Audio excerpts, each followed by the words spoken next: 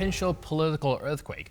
A lot of commentators have been warning about the collapse of the political center. And of course, with the polarizing nature of the French politics, more turmoil is to come. What are the possible outcomes of this election, and how is that going to affect France and the European Union as a whole?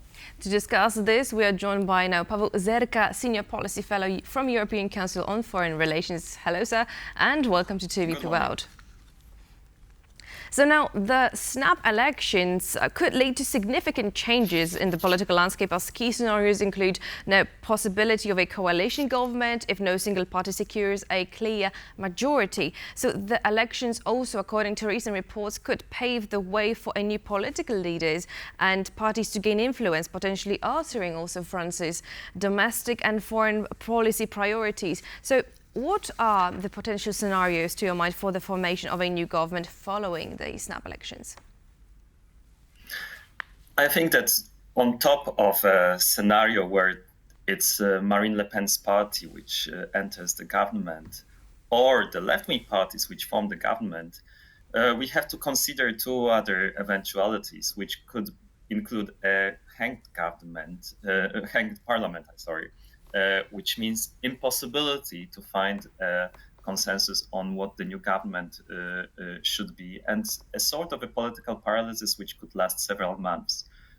Perhaps it could also end up with a technical government working with the president, led by a person which is coming out of politics and which could gather the support of most of the members of the new parliament. However, we need to wait for the result of the elections before we discuss any of those eventualities. I think that France is living in a truly political moment right now. It's a completely different atmosphere right now compared to just before the European Parliament elections. Concerning those European elections, everyone knew they were happening, but nobody was paying particular attention. Whereas right now, it's really a topic number one. Whenever you switch on the TV, there is always a politician, either from the right, from the left, or from the center, being a guest in TV shows, and people are discussing it on the street between themselves.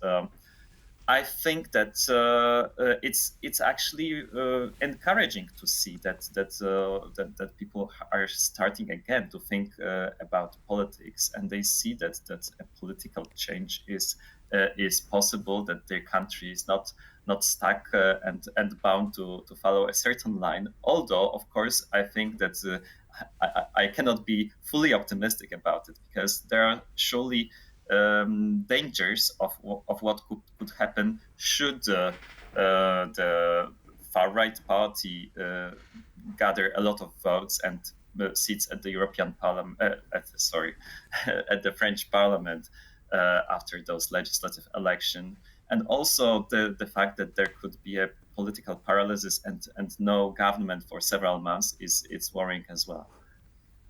Right, a lot of political analysts are looking at the situation in France and trying to reflect that on the European Union as a whole. Of course, we're looking down at the European Parliament election and the rise of some of the right-wing parties. Do you think France is a good bellwether sign for the direction that the European Union is going as a whole, or do you find that to be more of an isolated incident? I look at France as largely as an isolated case. I think that looking at the European Parliament election results, it's mostly in France as well as in Austria and to some extent Germany, where the radical right parties have had a really good result, but particularly France. Also, even if the radical right parties are already at government in 8 European member states, and they are likely to enter the next Austrian government, for example, I still think that France represents a special case. Right now, we are talking about legislative elections, so a perspective of the far right of forming or entering the next government and cohabitating with the President Macron. But of course, a much bigger risk would be the far right, and most probably Le Pen, winning the presidential election in France in 2027. The French political system is such that the president is having a lot of power. It is called a presidential system. That means that even if the far right wins the election in the coming weeks, it will still be Emmanuel Macron who will be responsible for the security, for foreign policy. He will represent France abroad. And that's important because we are talking about France, who is one of the 5 permanent members of the United Nations Security Council. We are talking about a country who is a nuclear power, and therefore having a responsible person in charge of foreign policy and of security is very important. In a way, the gamble of Macron, there are of course several explanations as to why he has decided to call on those fresh elections already this month. But one of the explanations is that he was trying, or he is trying to weaken the chances of the far right of winning the presidential vote in 2027. In a way, letting them enter the government in France is a lesser evil compared to letting them become or have the next president of the country. So now I wonder, lastly, if you could help us understand how do different political factions plan to address the key issues that have led to the public dissatisfaction that we are now discussing? I think so. I said that the gamble of Macron made sense in many ways, but I think that the situation is developing in a very disadvantageous way for Macron's centrist camp, because currently the political scene has divided in 3. The left-wing parties from center-left up to the far left have managed to unify.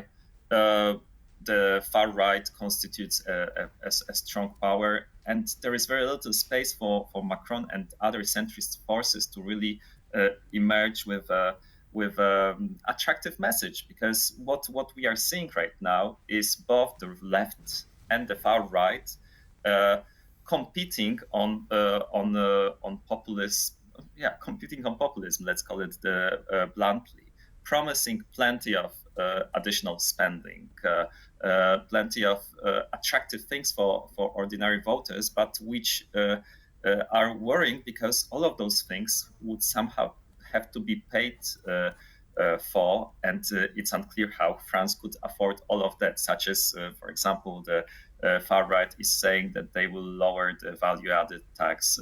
The left-wing parties are talking about cancelling the pension reform introduced by Macron, introducing higher taxes for wealthier citizens, changing the entire tax code.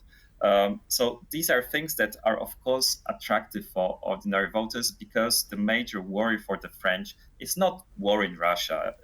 I think it's not even immigration, it's simply the cost of living.